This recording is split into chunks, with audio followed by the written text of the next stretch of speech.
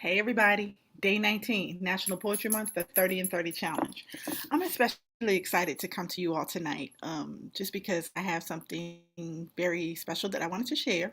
And I thank you all so much for tuning in with me and allowing me the opportunity to share with you uh, through this challenge. And so tonight I want to share a story about freedom. I went to an event last year and I had an experience, and it wasn't an emotional experience, and it was a spirit experience that, was provoked by any kind of preset expectations. And it resulted in me feeling a freedom that I had never felt before and experiencing freedom I'd never experienced before. I love creative jewelry and pieces. As you can see, I like these. These are handmade earrings. I love regular jewelry, but there's a when I get pieces of jewelry that really mean something to me, I hold on to them. I become almost attached because they have a meaning. And well, that particular event that I attended, there was a table, and they were a nonprofit, helping to, through safe house efforts, helping to free victims who were, dealing with sex trafficking, things like that.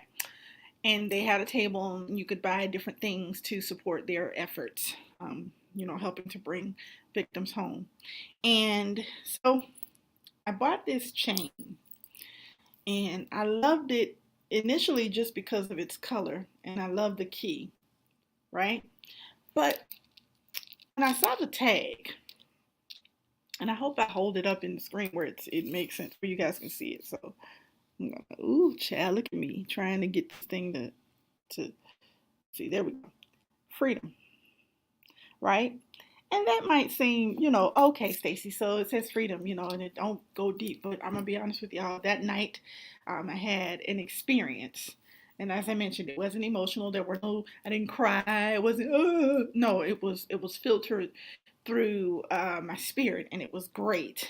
And so today I got up and I said I want to wear this chain. I hadn't worn it in a while, and so I said I want to put this chain on, and I put it on, and I walked about the day, and I kept, just kind of running my fingers across this. And I have been dealing with some experiences recently where I've really been having conversations with God around, the struggles I've been having in my faith, praying for help with, unbelief and doubt and things like that. And so then this piece came from that. So I hope you guys enjoy it. It's called A Story About Freedom. I woke up that day with the intent to do something very specific. I'd planned my outfit, the time I was going to leave the house, the route I was going to take, because I wanted to get there early, made sure I had a good seat.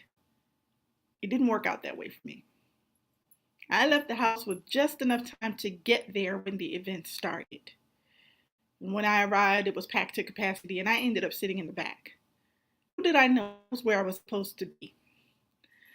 I walked into the space. It was unassuming, not decorated, not a whole lot of fanfare. There was even a smell in the air that had me a little confused.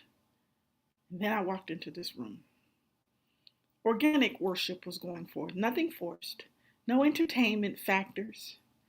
It's just people like me trying to find their way. Song filled the air, and it was so beautiful, so rich, so sweet, that if you didn't want to leave your seat, that was okay. There was no shame. I sat, I watched, I listened. The speaker got up to speak. And I wish I could say that the words she spoke entertained me, but they didn't. There was conviction, there was correction, there was direction. I didn't even know I needed it. I listened intently. I tried to be studious as I had been before. I had my notebook. I was ready to capture cute quotes to share with my friends and put on social media, but I was stuck. You see, those words were hitting my heart like darts, and I could not do anything but listen because I didn't want to miss it. And even what I heard, I needed a moment to rehear because it was getting to me. It was getting beneath my skin. It was cracking into the places that I didn't even know it could reach. So I couldn't give credit to the speaker. I had to give credit to the one that gave her the words. That night, God spoke directly to my heart. And it wasn't that I didn't understand what freedom meant. It was just in that moment, God was helping me to see what free indeed truly means. I listened. I received. I was convicted. He dealt with the rebellion in my heart. He tugged at it. He pulled things apart. And when I got up to walk out, I typically could tell people exactly what it was that I experienced. But that night I was mute. There wasn't much I could say. I tried to pray because I wanted him to bring back to my remembrance the things that I'd heard so vehemently in my heart. He did at the end of it all. That evening when I went home to go about my day, I lost something precious to me, and I thought I'd never find it again. I got up, he spoke to my heart as I was heading back to that same event for part 2 of what left me in awe of him. And that thing that I thought I'd lost, I found in the very place he led me to. I went into the room and got part 2, and when I tell you, it changed my life. The speaker made sure that the glory would land where it was due, and that glory belonged to the Lord God. It all belongs to you. So I was freed, indeed, that evening. Not because I attended another women's conference, or not because I heard some catchy phrases that spoke to my emotions, but no. I was convicted and corrected in the right way, and he directed me because he knew what would be coming my way. Until today, I'm faced with all types of things. Doubt, frustration, irritation, and searching and seeking for things that he, in his sovereignty, wants to keep from me for now. But it's okay, because I still trust him. I wanted to share a story about freedom.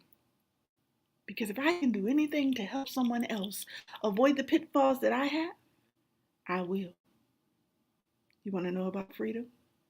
Learn about God. And that's that piece. Thank you guys for hanging in there with me. I know it was a long piece. I hope you enjoyed it.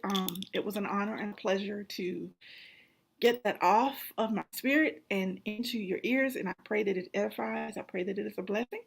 It is late Tuesday evening. And I hope you guys are getting ready to get some rest for the evening. That's what I hope. I hope y'all not hanging out late like I typically do. But I'm not going to do that tonight. Thank you so much. Day 19 down, and we are getting ready to get into day 20. And I just realized that I did change the frame from yesterday, so forgive me. It says day 18, but it is day 19. Appreciate y'all. See y'all tomorrow. National Poetry Month. Better get into it. Act like you know. Okay.